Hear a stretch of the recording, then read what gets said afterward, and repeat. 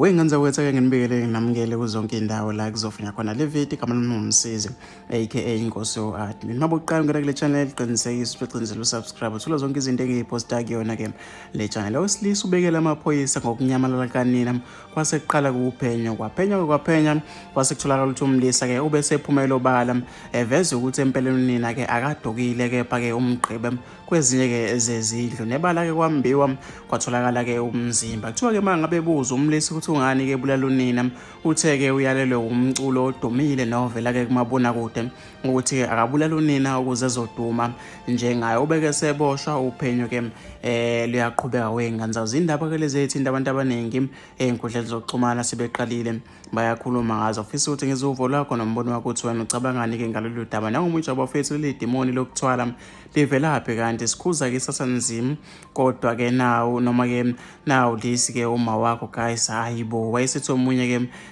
sekumele-ke sibuze lowo mculi engaze-ke siyalele nathi. Ngifisa ukuzwa uvo lwakho nombono wakho hlala phakathi kwi-comment section.